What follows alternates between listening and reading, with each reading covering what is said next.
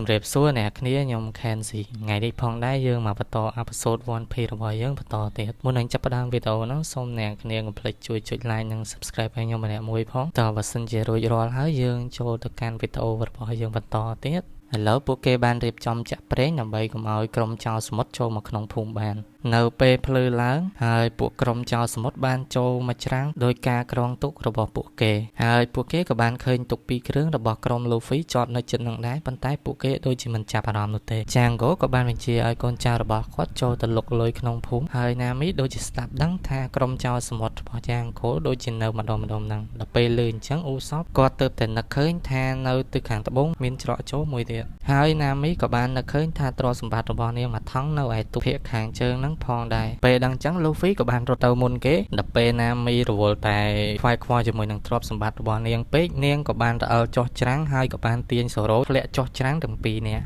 ដោយសារតែ Nami រហ័សនាងក៏បានជន់ Zoro ធ្វើជាឈ្នួលដើម្បីឡើងទៅកាន់ខាងលើកលែកទៅមើលកូនចៅរបស់ Kuro វិញពួកគេកំពុងតែនាំគ្នាឡើងទៅកាន់ភូមិហើយត្រូវបាន Usopp ប្រើជំពាមរបស់គាត់បាញ់ឲ្យពួកគេបានថយចុះក្រោមអស់គ្នាជាច្រើនបើតាមគិតទៅអ្នកដែលមកដល់មុនគេគឺជា Luffy ប៉ុន្តែដឹងស្រាប់ហើយ Luffy មិនដឹងទិសតំបន់ទេគេប្រាប់ឲ្យគាត់ទៅទិសខាងត្បូងប្រហែលជាគាត់ទៅទិសខាងលិចមិនដឹងបន្ទាប់មកទៀតកូនចៅរបស់ Django បានឃើញទ្រព្យសម្បត្តិរបស់ Nami មកថងនៅឯទូកបន្តិចក្រោយមក Nami ក៏បានទៅដល់ទីនោះផងដែរហើយនៅក្នុងកតារបស់ Usopp មានឯកូអញ្ចឹងហើយគាត់ទាំងពីរនាក់ក៏បាននាំគ្នាបាយដេកូកុំឲ្យពួកក្រុមចោរសមុទ្រឡើងមកខាងលើបានហើយពួកគេទាំងពីរនាក់ក៏បានចូលប្រយុទ្ធជាមួយនឹងក្រុមចោរសមុទ្រយ៉ាងក្លាហានប៉ុន្តែទោះបីជាយ៉ាងណាក៏ដោយពួកគេក៏មិនអាចទប់ទល់ជាមួយនឹងក្រុមចោរសមុទ្រទាំងអស់នោះបានដែរប៉ុន្តែនៅពេលនោះដែរក៏សំណាងល្អដែរ Zoro ហើយជាមួយនឹង Luffy ក៏បានមកដល់ទីនេះដល់ពេលឃើញអញ្ចឹងអបិ Django ក៏បានសណ្ដំកូនចៅរបស់គាត់ឲ្យមានកម្លាំងខ្លាំងម្នាក់អាចមានកម្លាំងវាយបំបែកភ្នំបានហើយអាការសណ្ដំនោះមិនមែនចូលតែកូនចៅរបស់គាត់ទេវាក៏បានចូលទៅកាន់ Luffy ដែរ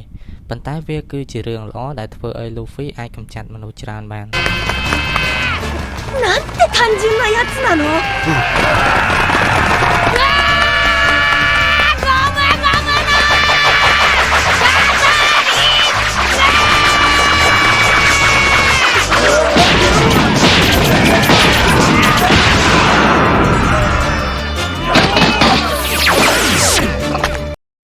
នៅពេលដែល Luffy កម្ចាត់ពួកក្រុមចោរសមុទ្រអស់ហ្នឹងហើយគាត់ក៏បានរត់ទៅម្ដងទៀតតែធ្វើឲ្យកូនចៅរបស់ Django ភ័យបាក់ស្មានពេលនោះដែរ Luffy រត់ទៅហ្នឹងមិនមែនទៅវាយពួកគេទេគាត់បែរជារត់ទៅកោះទុកនឹងទៅវិញមិនដឹងថាគាត់មានគោលបំណងអីទេប៉ុន្តែមើលទៅកាន់ Luffy គាត់ដូចជាមិនអាចគ្រប់គ្រងខ្លួនឯងបានឡើយពេលឃើញអញ្ចឹង Django ក៏បានប្រើវិជាសណ្ដំរបស់គាត់ធ្វើឲ្យ Luffy បានដេកលក់ប៉ុន្តែអាឈើទូកដែលគាត់បានកោះហ្នឹងបានសង្កត់ទៅកាន់កូនចៅរបស់គាត់ធ្វើឲ្យមានរបួសជាច្រើនហើយបន្តមកទៀត Django ក៏បានបញ្ចេញកូនចៅខ្លាំងរបស់គាត់ពីរនាក់ដែលមើលទៅតាមកាយវិការដូចជាឆ្មាអញ្ចឹងហើយអ្នកដែលអាចទប់ទល់ជាមួយនឹងពួកគេទាំងពីរនាក់បានមានតែ Zoroបន្ទាប់មក Django ក៏បានបញ្ជាឲ្យពីរនាក់ហ្នឹងចូលទៅចាត់ការ Zoro ប៉ុន្តែមើលទៅកាន់ពីរនាក់ហ្នឹងទៅដូចជាខ្លាច Zoro ណាស់ហើយម្នាក់ស្គមក៏បានរត់ទៅទាំងវែមដល់ពេលទៅដល់ជិត Zoro គាត់ក៏បានហក់ទៅកញ្ឆក់ដាវរបស់ Zoro បានពីរដើមហើយគាត់ក៏បានយកវាទៅបោះចោលពេលនោះដែរ Zoro ក៏បានរត់ទៅយកដាវគាត់វិញប៉ុន្តែត្រូវបានម្នាក់ស្គមហ្នឹងហក់មកចាប់ដៃគាត់ជាប់ដែលធ្វើឲ្យគាត់ដួលផ្កាប់មុខទៅនឹងដីពេលនោះដែរម្នាក់កំមាប់នោះក៏បានហក់មកជន់ Zoro ប៉ុន្តែត្រូវបាន Zoro គេចផុតពេលនោះដែរ Zoro មើលដឹងថាបើសិនជាគាត់គេចមិនផុតទេនោះច្បាស់ណាស់ក្បាលគាត់នឹងផ្តិចវល់ហើយបន្តមកទៀតបងប្អូនឆ្មាពីរនាក់ហ្នឹងក៏បានហក់ទៅខ្ញាំ Zoro ប៉ុន្តែ Zoro បានតែរងតែប៉ុណ្ណោះដល់ពេល Usopp ឃើញអញ្ចឹងគាត់ក៏បានយឹតជំពាមដើម្បីជួយ Zoro ប៉ុន្តែមានណាបែរជាបាញ់ត្រូវ Zoro ទៅវិញមិនថែមទាំងប៉ុណ្ណោះបងប្អូនឆ្មាទាំងពីរនាក់ហ្នឹងក៏បានខ្វាចត្រូវទ្រូងរបស់ Zoro ផងដែរហើយ Nami មើលដឹងថា Usopp បាញ់មិនបានត្រូវ Zoro ទេប៉ុន្តែដោយសារតែ Zoro អ្នកយកខ្លួនទៅរងសិនជាគ្រាប់ជំពាមហ្នឹងត្រូវបងប្អូនឆ្មាណាម្នាក់នោះពួកគេទាំងពីរនាក់នឹងមានគ្រោះថ្នាក់ដល់ពេលឃើញ Zoro បានទៅទប់ចឹង Nami ក៏បានសម្រេចចិត្តថាចុះទៅយកដាវមកឲ្យ Zoro វិញពេល Nami រត់ទៅដល់អបិ Django ក៏បានយកកងនៅដៃឆោតស្មារបស់នាងបន្ទាប់មកទៀតស្រាប់តែម្នាក់ដូចជាមានការភ័យខ្លាចណាស់ដោយសារតែ Kuro ទៅដល់ទីនោះហើយ Kuro ក៏បាននិយាយថាពួកគេពិតជាអត់ប្រយោជន៍ណាស់គ្រាន់តែរឿងប៉ុណ្ណឹងធ្វើយូរពេលនោះដែរស្រាប់តែបងប្អូនឆ្មាទាំងពីរនាក់មានគំនុំជាមួយនឹង Kuro ដែល Kuro បានទុកពួកគេចោលអស់រយៈពេល3ឆ្នាំ ពេលអញ្ចឹងពួកគេទាំងពីរនាក់ចង់មានកំណត់ក្បត់គូរ៉ូហើយក៏បានរត់ចូលទៅវាយប្រហារគូរ៉ូដើម្បីបំបត្តិកំហឹងរបស់ពួក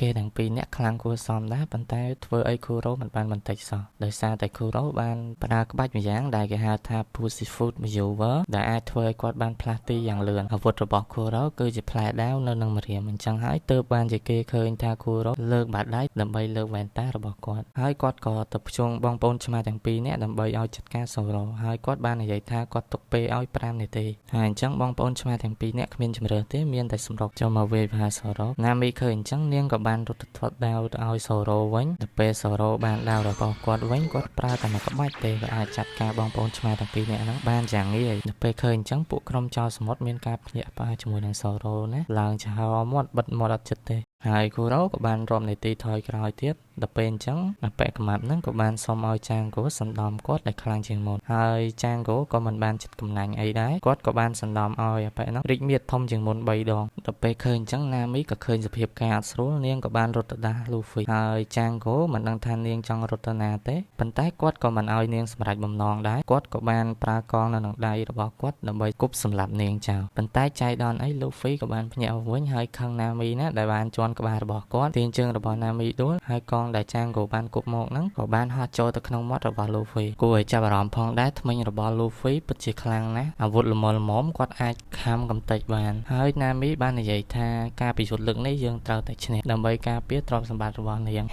រួចមែនដើម្បីអ្នកភូមិអីចោះគណៈពេលហ្នឹងដែរខាយ៉ាក៏បានរត់មកពីក្រោយខ្នងគូរ៉ូដល់ពេលគូរ៉ូស្មានតែមានសត្រូវមកវាយប្រហារគាត់ក៏បានប្រើម្រាមដៃរបស់គាត់វាត់ទៅកាន់ខាយ៉ាប៉ុន្តែអ្នកដែលត្រូវនោះគឺអ៊ូសបបានយកខ្លួនរបស់គាត់ទៅពាំងខាយ៉ាដែលធ្វើឲ្យអ៊ូសបមានរបួសគួរសោកហើយខាយ៉ាក៏បានដកកំភ្លើងរបស់នាងដើម្បីចង់បាញ់គូរ៉ូប៉ុន្តែនាងមិនមានភាពក្លាហានបាញ់គូរ៉ូនោះទេដែលធ្វើឲ្យគូរ៉ូមានឱកាសយកភ្លើងហ្នឹងទៅបោះចោលហើយអ៊ូសបក៏ឃើញឱកាសល្អគាត់ក៏បានរើកំភ្លើងហ្នឹងទៅបាញ់ទៅកាន់គូរ៉ូគាត់ក៏បានប្រើក្បាច់របស់គាត់គេចពីកំភ្លើងហើយក៏បានប្រើកញ្ញាមរបស់គាត់ចាប់អ៊ូសបជាប់ហើយគាត់ក៏បានរំលឹកស្នាមមុខរបស់គាត់ដែលអ៊ូសបវាយកាលពីលើកមុនស្រាប់តែលូហ្វីបានប្រឡូតដៃយ៉ាងវែងវាយគាត់ចំកន្លែងដដែលអូខេអ្នកគ្នាសាច់រឿងរបស់យើងសូមបញ្ចប់តែត្រឹមហ្នឹងសិនហើយ